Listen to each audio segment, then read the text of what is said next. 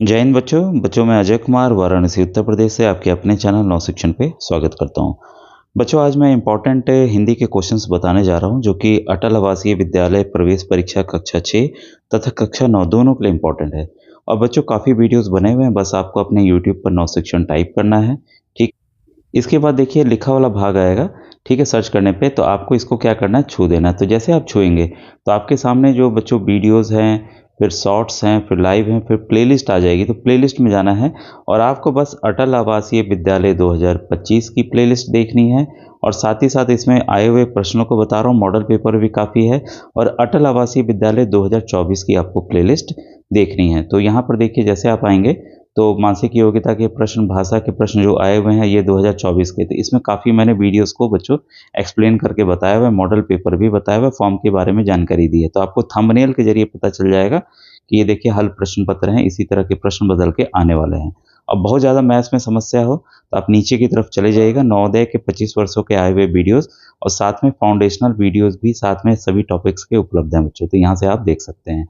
अब आइए आज के टॉपिक, जो बच्चों ये टॉपिक पढ़ाने जा रहा हूँ और प्रश्न बताने जा रहा हूँ, ये राघव प्रकाशन की बुक है जो कक्षा 6 तथा कक्षा 9 दोनों के लिए बच्चों उपलब्ध है। ठीक है, तो हम लोग टॉपिक वाइज तैयार करेंगे। जो टॉपिक है आपका भाषा, लिपि और व्याकरण। तो प्रश्न देखिए कहीं से भी आ सकते हैं। ठीक है, जहाँ समझाने की आवश्यकता होगी इस तरह से मैं समझाता चला जाऊँगा।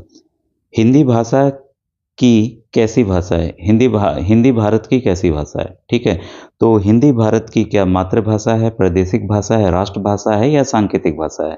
ठीक है, तो यहाँ आपको ध्यान देना होगा कि जो हिंदी है भारत की राष्ट्रभाषा। आपको पता है हमारा जो राष्ट्रीय लैंग्वेज है, राष्ट्रभाषा जो है वो हिंदी है। ठीक है, सेकंड क्वेश्चन है, हिंदी को राजभाषा की मान्यता कब प्रदान की गई?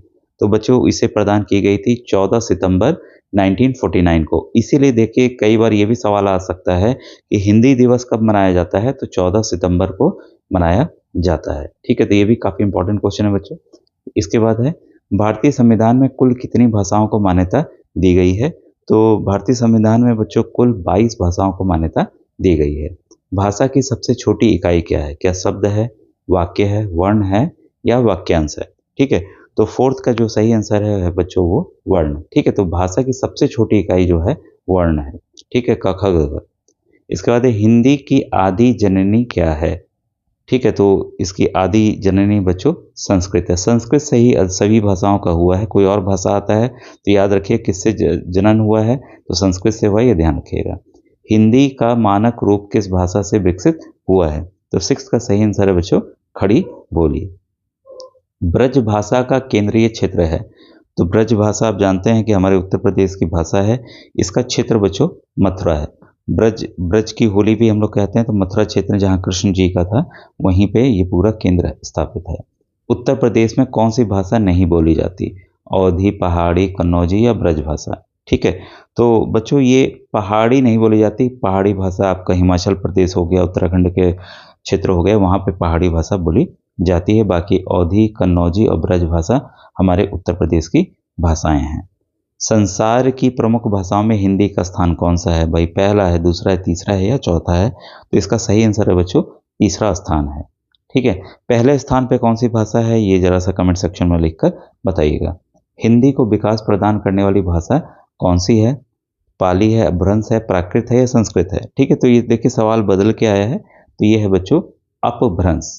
ठीक है, रामचरितमानस की रचना किस भाषा में? देखिए ये भी आया हुआ, इस तरह के प्रश्न आएंगे। ठीक है, तो इसकी रचना बच्चों अवधी में हुई थी। ठीक है, हमारी ये भाषाओं में से एक, अभी आपने देखा यहाँ पर अवधी हमारी भाषाओं में से एक है। तो अवधी में ही रामचरितमानस की रचना की गई है। तो ये भी काफ़ी इंपॉर्टेंट क्वेश्चन है। भाषा के शुद्ध रूप का ज्ञान किससे होता है?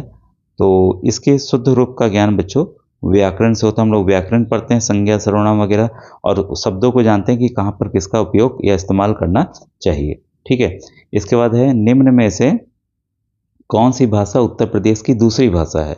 ठीक है, तो हमारी दूसरी भाषा जो है वो है उर्दू।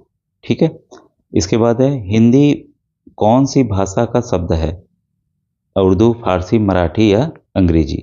तो हिंदी जो है बच्चों ये फारसी शब्द है। ठीक है, याद रखिएगा ये फारसी शब्द है हिंदी। ठीक है, इसके बाद है, हिंदी भाषा कौन सी लिपि में लिखते हैं? तो ये भी काफ़ी इंपॉर्टेंट क्वेश्चन है बच्चों। इसे हम देवनागरी लिपि में लिखते हैं। भारत में हिंदी दिवस कब मनाया जाता है? अभी देखिए जस्ट मैंने ऊपर दिखाया था। तो ये प्रश्न बदल के ऐसे ही आएंगे 14 सितंबर को, क्योंकि 14 सितंबर 1949 को ये राजभाषा की मान्यता इसे प्रदान की गई थी। ठीक है, तो देखिए डेट्स इंपॉर्टेंट है, बदल बदल के सवाल ऐसे ही आते हैं। ठीक है, नेक्स्ट क्वेश्चन आपके सामने है यहाँ पर, निम्न में से कौन सी भाषाएं देवनागरी लिपि में लिखी जाती हैं? नेपाली, मराठी, देवनागरी में तो कंफर्म है कि हिंदी लिखी जाती है हमारी, गुजराती, कोंकणी। ठीक है, तो ये काफ़ी इंपॉर्टेंट क्वेश्चन है बच्चों। और इसमें आपकी जो देवनागरी लिपि में लिखी जाती है वो हैं बच्चों आपके नेपाली, मराठी और कोंकणी। ठीक है, तो इसको कोंकणी गोवा में बोला जाता है, आपको पता है, मराठी महाराष्ट्र में, नेपाली नेपाल में बोला जाता है। तो यहाँ बच्चों ऑप्शन नंबर सी जो है वो सही है। ठीक है, तो ये देखिए काफ़ी इंपॉर्टेंट क्वेश्चंस थे जो आपको मैं चाह रहा था बताने, जो परीक्षा में आ सकते हैं। और टॉपिक वाइज हम चीज़ों को तैयार करेंगे बच्चों। और यहाँ पर भाषा, आप जानते हैं भाषा क्या होती है? अपने मन के भावों और विचारों को लिखकर, बोलकर, पढ़कर, मैं किसी के माध्यम का जो हम प्रयोग करते हैं भाषा होती है।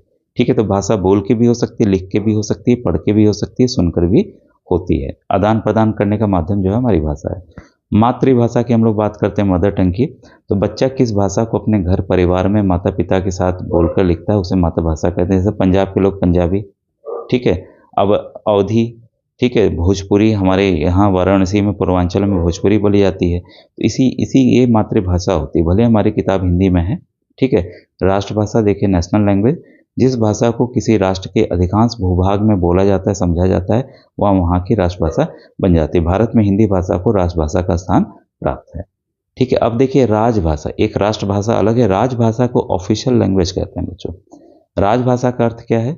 सरकारी भाषा। इससे तात्पर्य यह है कि सभी सरकारी कामकाज इसी भाषा में किए जाएं। भारतीय संविधान के अनुच्छेद 343 के अनुसार 14 सितंबर 1949 को हिंदी को भारत की राजभाषा के रूप में स्वीकार किया गया। इसलिए प्रतिवर्ष 14 सितंबर को हिंदी दिवस के रूप में मनाया जाता है। तो बच्चों ऐसे ही हर एक टॉपिक समझाया गया है और फिर उसको प्रश्नों को कराया गया है। तो इसको देख लीजिए, कुछ आ सकते हैं प्रश्न से भी। और भाषा के क्षेत्रीय रूप को हम बोली कहते हैं। आ जाता है ना, बोली क्या होती है भाई? जो एक क्षेत्र में बोली जाती है जो भाषा, उसको हम बोली कहते हैं। और किसी भाषा की उच्चारित ध्वनियों को लिखने की विधि को हम लिपि कहते हैं। जो हम बोल रहे हैं उसी को अगर हम लिख दें तो वो लिपि हो जाए। जैसे ये देवनागरी लिपि में लिखी हुई हिंदी। ठीक है, मानक भाषा क्या होती है? मानक भाषा को परिनिष्ठित भाषा, टकसाली भाषा, साधु भाषा या नागर भाषा आदि नामों से भी जाना जाता है। भाषा विज्ञान कोश के अनुसार किसी भाषा की उस विभाषा को अन्य विभाषाओं, बोलियों पर अपने साहित्यिक और सांस्कृतिक श्रेष्ठता स्थापित कर लेती है। लिपि क्या है? भाषा का प्रयोग करते समय हम सार्थक ध्वनियों का प्रयोग करते हैं। इन्हें मौखिक ध्वनियों, मुंह से बोले जाने वाले अक्षर को चिन्हों द्वारा लिखकर व्यक्त किया जाता है, इसे हम लिपि कहते हैं। बोली हो गया भौगोलिक क्षेत्र में बोले जाने वाला। देवनागरी देखिए इंपॉर्टेंट है, देवनागरी लिपि एक भारतीय लिपि है। अनेक भारतीय भाषाएं और कुछ विदेशी भाषाएं भी लिखी जाती हैं, जिसमें देखिए हिंदी, संस्कृत, पाली, देखिए उसमें आया था ना कौन कौन सी भाषा है, तो ये इसको आप नोट कर लीजिएगा। हिंदी, संस्कृत, पाली, मराठी, कोंकणी, सिंधी, कश्मीरी, भोजपुरी, मगही, बोडो, राजस्थानी, नेपाली, ये सभी क्या देवनागरी लिपि में लिखे जाते हैं। ठीक है, हिंदी जो है, हिंदी शब्द का जन्म संस्कृत भाषा के सिंधु शब्द से हुआ है। ठीक है, सिंधु शब्द से हुआ है, लेकिन ये याद रखिएगा इसका जो है पहला प्रयोग ईरान के निवासियों ने किया, तो वहाँ फारस इसको कहते हैं, तो फारसी शब्द आया बच्चों। और हिंदी भारत की राष्ट्रभाषा, हिंदी भाषा जो है फारसी भाषा का शब्द है। क्यों फारसी क्यों है? क्योंकि ईरान से लिया गया था। ईरान में अब जो है आपका सिंधु नदी के लिए इस्तेमाल होता था। ठीक है, ये हो गया। अब आप देखिए यहाँ पर भाषाएं और उनकी लिपि, तो ये इसको आप जरूर नोट डाउन कर लीजिएगा। भाषाएं और उनकी लिपि, हिंदी देवनागरी, सिंधी देवनागरी, मराठी देवनागरी, कोंकणी देवनागरी, डोंगरी देवनागरी, तमिल का ब्राह्मी है, मलयालम का भी ब्राह्मी है, गुजराती, कश्मीर का फारसी, बंगाल का बांग्ला, उर्दू का फारसी, मैथिली का देवनागरी, संस्कृत देवनागरी, नेपाली देवनागरी, संथाली आपका देवनागरी, बोडो देवनागरी, तेलुगु आपका ब्राह्मी, कन्नड़ ब्राह्मी। तो जो साउथ इंडिया के हैं आप उसको देख लीजिए, वहाँ पर तमिलनाडु हो गया, कर्नाटका हो गया, तेलंगाना और आंध्र प्रदेश हो गया। ठीक है, और आपका कर्नाटका हो गया, ये सभी में ब्राह्मी बोला जाता है। पंजाबी में कौन सी है? गुरुमुखी है। उड़ीसा में उड़िया है, असमिया में असमिया है, मणिपुरी में मणिपुरी है। ये जो 22 भाषाएं हैं ना, यही 22 भाषाएं जो हैं हमारे संविधान में 22 भाषाओं का उल्लेख किया गया है। ठीक है, तो प्रश्न बच्चों इसी तरह से बदल के भी आ सकते हैं। जो यहाँ पूछा तो जो मैंने टॉपिक बताया वैसे ही आएगा। ठीक है, तो अन्य देखिए जो टॉपिक है, ऐसे ही मैं नेक्स्ट टॉपिक आप कहेंगे तो वर्ण विचार हो गया। तो वर्ण विचार में जो समझाते हुए अगर आप बोलेंगे तो इससे आधारित प्रश्न आएंगे, और इसको मैं नेक्स्ट वीडियो में बच्चों आपको बताऊंगा। तो वीडियो अच्छा लगा जरूर बताइएगा, और बताइएगा इस तरह के प्रश्नों को आपको मुझे बताना है कि नहीं बताना है, और ये आएंगे बच्चों। ठीक है, थैंक यू।